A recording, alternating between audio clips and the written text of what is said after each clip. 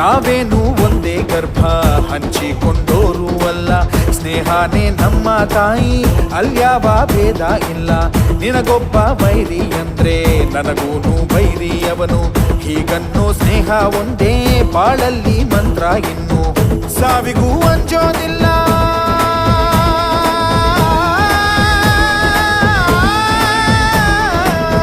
ಸ್ನೇಹಕ್ಕೆ ಒಂದೇ ಕುಲ.